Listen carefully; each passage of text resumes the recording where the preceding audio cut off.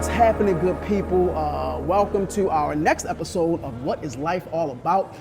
We are here at the Mill on North, who we are excited to be sponsoring us for this episode. Here with my guy, my man, my bro here, Brandon Wiley. I'm Salonda Edwards. I probably should have introduced myself. So welcome, my man, Brandon Wiley. What's welcome. up, baby?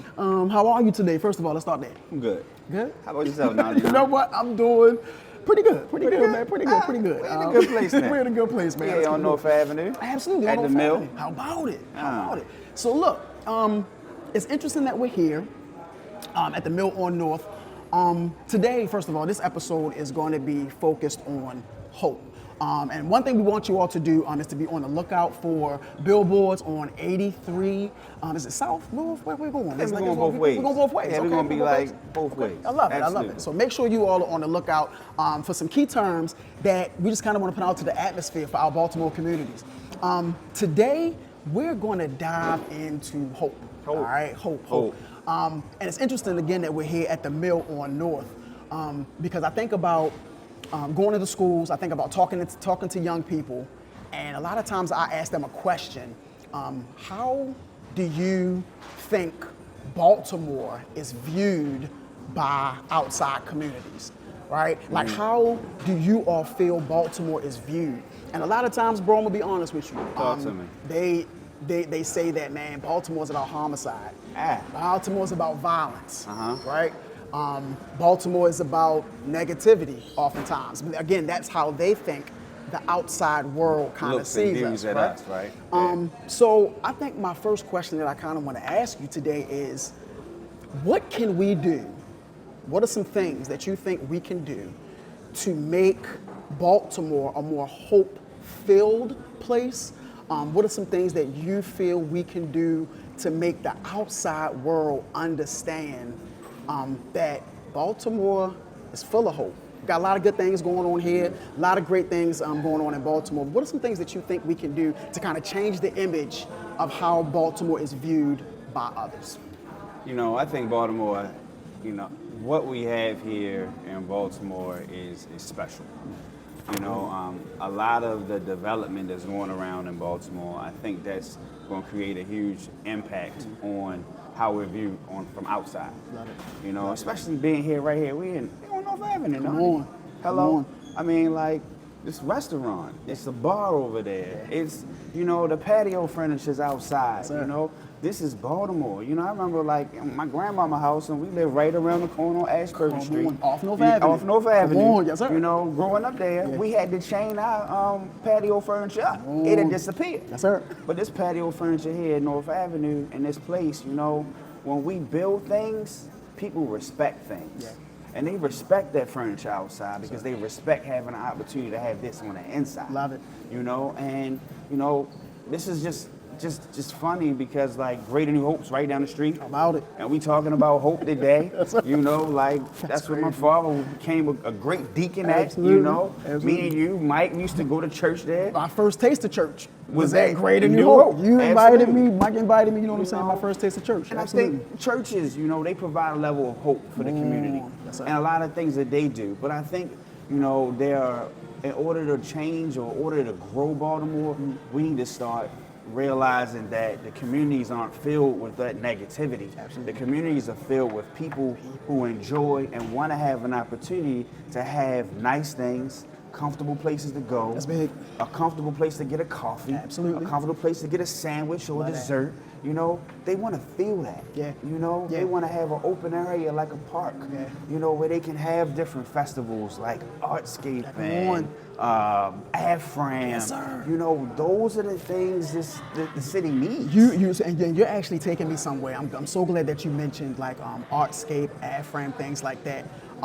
One of the things that I think brings hope, just like you said, is building events, right? Having somewhere where people can kind of come out and enjoy themselves. Mm-hmm. So you're talking about AFRAM, you're talking about Artscape, you're talking about the CIAA, right? Yeah. So what do you think that means to the people of Baltimore when you're able to have these events where people have a good time, people are able to come together, they're able to kind of commune with one another? Like, how important is that with regard again to the hope we want to see with individually, with our children, with our families, with the community. Like, how important is it that we have those type of events here in the city? I mean, when you break it down on like even to a small scale, you know, children in schools, they look forward to going to have the play in the auditorium. Yes, sir. They look forward to having the concert. They look forward to being able to bring their parents there and create, and that gives the parents a level of hope to know that they're sending their kids to a school, and that school is providing them, their children, with hope. Yeah. It's giving them something that better than just looking at a cell phone or listening to the radio or watching TV. You know, it's giving them some more culture. And I think culture adds to that hope. Yeah. And that's what those festivals give us. Those festivals allow us to be enriched by culture and enrich our community with culture. And it changes the whole vibe of hope, because they say, oh, we can do more if we see more. Yes, sir.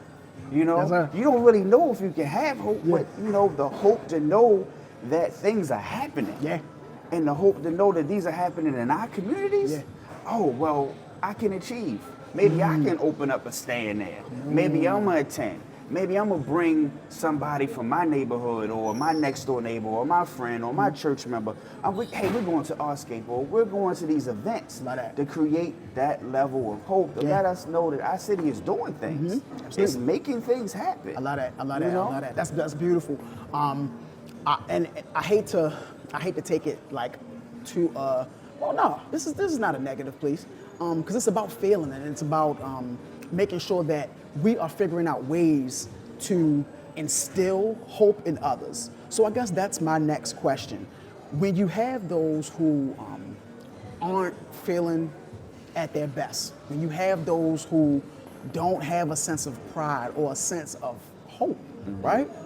What would you say to them? Is there anything you would have them kind of just take a look at? Would you tell them to kind of get involved with the things that are going on in the city? Would you tell them to what would you tell them to look at so that they could kind of turn those kind of almost negative feelings around and have that sense of hope or pride that we want, you know, for our city of Baltimore, either individually or again as a community, as a city? Well, I mean, now you're talking about hopelessness, you know? That's it.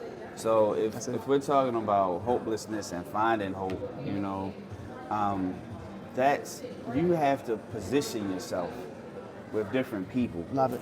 That can allow you to grow and stretch you from what you see. Because right now, if you're in a hopeless position, your viewpoint is very focal on where I am now. There you go. You don't have a viewpoint of where I'm going. That's it. You know, so you need to have someone that can give you the strength or connect with some people or some things, or show up at a place that you might see a flyer at. Come on. And get someone and listen to something that can trigger your viewpoint and switch it from a point of, this is where I am, but this is where I need to go. Love that. This is something that I can use to maybe move me to a different place.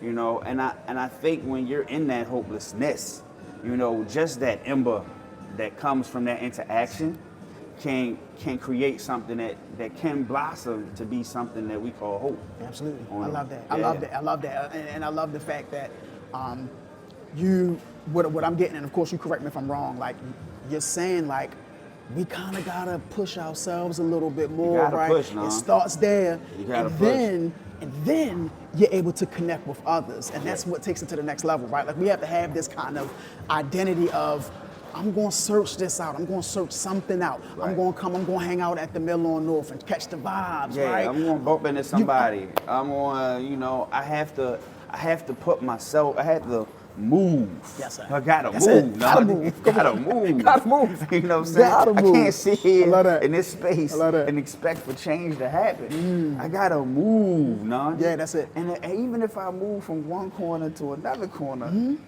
I might see somebody different on that corner. It's movement. It's It's movement. That's what we movement. need. And I love what you said about having that ember of hope, man, because sometimes, that's a beautiful phrase.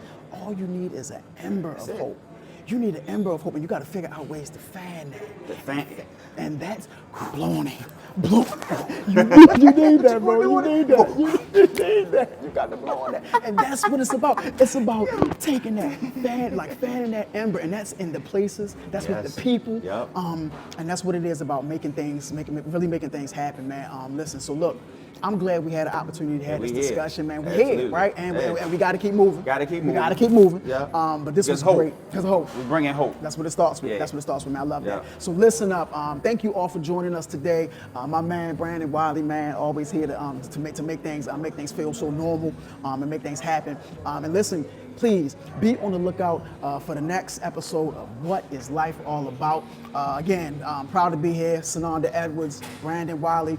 Be on the lookout for those billboards on 83, and be on the lookout for someone who you can push and press to either pour hope into or get a little hope from. All right. Thank you all so much. I'm pleased to be one of the sponsors of this episode of What Is Life All About with my book, The Extraordinary Mr. Nobody, A Beginner's Guide to Self-Healing. And again, that's why I appreciate B for not only being one of the people who inspired this book, but also being one of the purveyors of hope in our communities, and quite honestly, personally, being a purveyor of hope for me, myself. So again, thanks, B. Wiley. I love you, bro. Love you, baby. Let's keep on putting this hope into the atmosphere, and let's keep working, bro. Hope. Hope. That's what it's about. Hope. Hope. Peace.